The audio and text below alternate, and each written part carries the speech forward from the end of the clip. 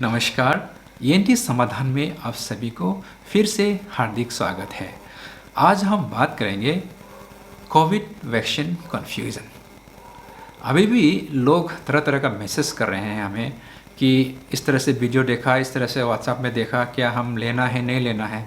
तो इसलिए आज हम ये जो कोविड वैक्सीनेशन का जो कन्फ्यूज़न है उसको हम बात करेंगे और न्यू गाइडलाइंस में क्या क्या एडिशन हुआ है उसको हम बात करेंगे। सबसे पहले आए थे व्हाट्सएप में कि जो कोविड वैक्सीन लिया है 2 साल के बाद सब मर जाएंगे, ऐसा एक क्लेम आया था। और जो क्लेम कर रहे थे वो एक रिनाउंड माइक्रोबायोलॉजिस्ट है जिनको नोबेल पुरस्कार दिया गया है। और बाद में जाके वो कुछ फेक ही निकला। लेकिन उनका जो कहना ये है कि सब मर जाएंगे, ऐसा नहीं है। उनका कहना है कि एक थ्योरी है जो एंटीबॉडी डिफेंडेंट इन्हेंसमेंट जो वायरस में देखा गया है, जैसे रेस्पिरेटरी वायरस है, डेंगू वायरस है, ये सब में देखा गया है। और ये क्या होता है कि जब वायरस इन्फेक्शन होने के बाद हमारा बॉडी में एंटीबॉडी फॉर्म होता है और वो एंटीबॉडी जो है वो सेम फैमिली का जब वायरस आएंगे तो उसको मारना चाहिए, नहीं मार के वो एंटीबॉडी जो है वायरस का साथ मिल के बॉडी को हार्म करते हैं। वो उसको बोलता है ADE। और ये फिनोमिनन जो है कोविड में अभी तक इस्टाब्लिश नहीं हुआ है। उसके लिए लेबोरेटरी में भी टेस्ट हुआ है और माइस को भी इंजेक्शन दे के देखा गया है, लेकिन उसमें अभी तक प्रूव नहीं किया गया है कि कोविड में ये फिनोमिनन होता है। इसलिए ज़्यादा चिंता करने का बात नहीं है। और सेकंड जो वायरल एक वीडियो है, एक वीडियो आई थी, उसमें एक शख्स ने क्लेम किया है कि उन्होंने 2 डोज कोविशील्ड लिया है, लेने का बावजूद भी जब उसको टेस्ट किया है तो एंटीबॉडी 0 निकला। और वो कंपनी को और सरकार को केस करने का चक्कर में था, अपना जो रिपोर्ट वगैरह दिखाए थे। और रिपोर्ट हमें भी देखा है, हमने देखा तो उसमें उन्होंने एंटीबॉडी के लिए IgM को मैंने मेजर किया। वो IgM जो है ये कॉमन एंटीबॉडी है, वायरस इन्फेक्शन होने से दिखाई देता है और बाकी कुछ इन्फेक्शन में भी दिखता है। ये कोविड का जो वैक्सीनेशन का जो एंटीबॉडी जो स्पाइक प्रोटीन का स्पेसिफिक एंटीबॉडी होता है, ये अभी जो IgM जो वो बता रहे हैं वो नहीं है। उसको मेजर करने का अलग मशीन है, अलग तरीका होता है। वो कोविड वैक्सीन का जो एंटीबॉडी जो निकालते हैं बदन में, उसको हमारा यहाँ में भी, हमने ट्रिम्स में भी डॉक्टर जो वॉलंटियर्स हैं उनको मेजरमेंट करके देखा है, इसमें काफ़ी मात्रा में मिला है। सिर्फ हमारे यहाँ नहीं, दूसरा स्टेट में भी जो रिसर्च कर रहे हैं उन्होंने भी एंटीबॉडी मेजर किया है। जो कोविड वैक्सीनेशन का स्पाइक प्रोटीन एंटीबॉडी जो निकालते हैं कोविड वायरस का, उसका एंटीबॉडी को मेजर किया है। और वो मेजर करके ही ये जो कोविड का डोज वगैरह या फिर ये जो वैक्सीनेशन का डोज है और ड्यूरेशंस, बूस्टर डोज वगैरह का ड्यूरेशन को डिसाइड किया गया है। इसलिए जो उनका जो क्लेम था वो साइंटिफिकली इनकरेक्ट है। और अभी कोविड वैक्सीनेशन के लिए गाइडलाइंस, न्यू गाइडलाइंस में क्या क्या एडिशन है। सबसे पहले कंट्रा इंडिकेशंस। कंट्रा इंडिकेशंस मीन्स कौन कौन कोविड वैक्सीन नहीं ले सकेंगे। गाइडलाइन के मुताबिक ओनली 3 रीज़न है। सबसे पहले एज, 18 का ऊपर होना पड़ेगा। 18 का बिलो है जो चिल्ड्रन है नहीं ले सकेंगे। उनका अभी ट्रायल चल रहे हैं, अगर ट्रायल में रिपोर्ट जब अच्छे आएंगे तो उनको भी इंक्लूड किया जाएगा।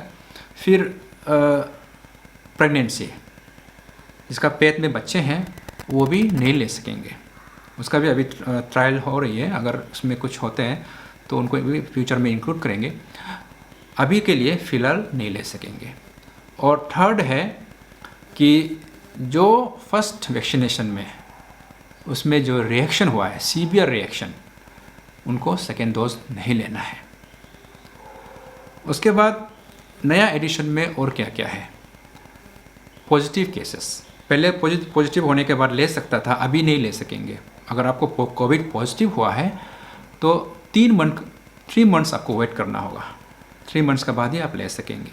उसके बाद कोविड की वजह से आपको अस्पताल में एडमिट हुआ, आपको मोनोक्लोनल एंटीबॉडी वगैरह दिया है, जैसे अभी नया ड्रग निकला है मोनोक्लोनल एंटीबॉडी, अगर वो ड्रग आपको दिया है तो आपको भी 3 महीना रुकना होगा। उसके बाद एक कंडीशन है कि फर्स्ट डोज आप ले लिया, सेकेंड डोज लेने से पहले आपको इन्फेक्शन हो गया तो आप क्या करेंगे। तब भी आपको 3 महीना रुकना होगा। उसके बाद जो आदमी नॉन कोविड पेशेंट जिनको सीरियसली अस्पताल में एडमिट किया गया है, आईसीयू में है, वो भी इमीडिएटली नहीं लेना है। 4 to 8 वीक्स उनको भी रुकना है। जो सीरियस है पूरा रिकवरी होने दे के ही लेना है। और उसके बाद जो सेकेंड डोज का गैप है उसको भी बढ़ा दिया गया है। जैसे कोविशील्ड का 12 to 16 वीक्स फर्स्ट डोज से लेके सेकेंड डोज लेने के लिए आपको एटलीस्ट 12 to 16 वीक्स गैप होना है। 3 मंथ्स एवरेज आपको गैप होना है। इसको भी लोग कहते हैं कि वैक्सीन ख़त्म हो गया, वैक्सीन नहीं है इसलिए उसको ऐसे बढ़ा दिया। ऐसा नहीं है। इसका जो है बूस्टर डोज जो है मैक्सिमम प्रोटेक्शन कितना समय में देते हैं। जैसे फर्स्ट डोज ले लिया, सेकेंड डोज जो बूस्टर है उनका एक एंटीबॉडी फॉर्मेशन का जो टाइमलाइन होता है वो जो है बूस्टर डोज 12 to 16 वीक का अंदर देंगे तब मैक्सिमम एंटीबॉडी फॉर्म होता है। उसी डाटा को बेस करके हमारा जो एक्सपर्ट कमेटी ने सरकार को रिकमेंड किया है और सरकार ने उसी को मानते हुए इसको बढ़ा दिया गया है। उसके बाद और एक इंक्लूड किया गया है इम्पोर्टेंट वाले, ब्रेस्ट फीडिंग। जो मदर बच्चे को दूध पिला रहे हैं वो ब्रेस्ट फीडिंग मदर जो है वैक्सीनेशन ले सकता है। पहले नहीं ले सकता था, अभी ट्रायल के बाद ले सकता है। तो अभी जितना भी ब्रेस्ट फीडिंग मदर है अपना वैक्सीनेशन अपना जब टर्न आएंगे तो ले लेना है। उसके बाद ब्लड डोनेशन का भी बहुत सा कन्फ्यूजन था, लोग लेंगे नहीं लेंगे था। अभी वैक्सीनेशन लेने के बाद 14 डेज के बाद आप ले सकता है वैक्सीनेशन। उसके बाद अगर आपको पॉजिटिव हुआ है तो आर्टिफिशियल नेगेटिव होने के बाद 14 डेज रुकना है। उसका बाद ही आप ले सकेंगे मीन्स ब्लड दे सकेंगे। आप किसी को ब्लड देना है तो आर्टिफिशियल नेगेटिव होना पड़ेगा आपको 14 डेज। आज नेगेटिव है 14 डेज रुक के ही आपको ब्लड दे सकेंगे। और वैक्सीनेशन भी हुई है, आज वैक्सीन लिया आपको 14 डेज रुकना है, उसके बाद ही आप किसी को अपना ब्लड दे सकेंगे। उसके बाद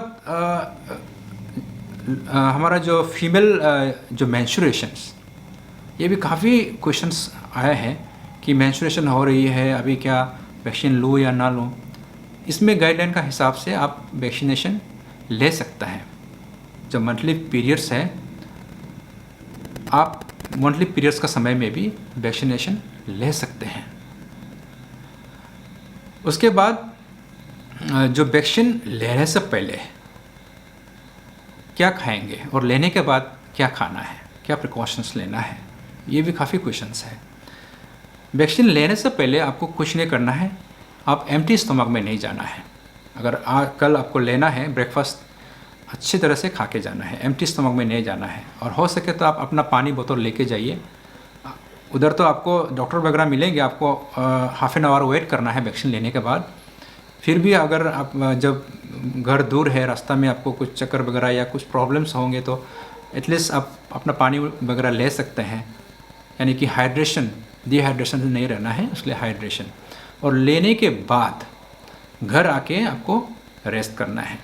आप जूस वगैरह ले सकता है, फ्रेश जूस घर में जो नींबू पानी वगैरह या फिर फ्रूट से फ्रेश वाटर से आप जूस बना के पी सकते हैं।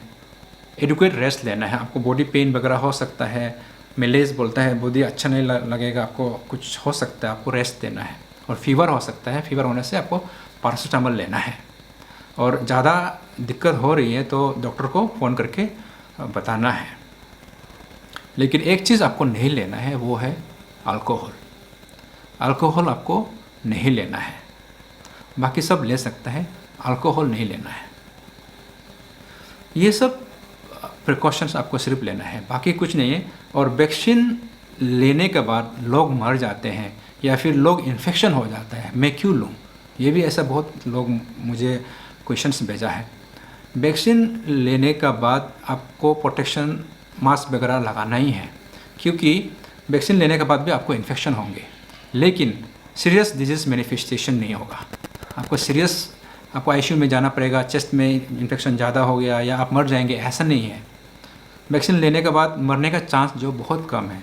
कोई कोई मरे हैं 2 डोज लेने के बाद भी, उनका अपना दूसरा प्रॉब्लम हो सकता है, कुछ ज़्यादा हार्ट बीमार या फिर किडनी या जो भी कुछ बीमार हो सकता है, प्लस एंटीबॉडी ज़्यादा फॉर्म होने से पहले वो मर गया, ऐसा भी हो सकता है।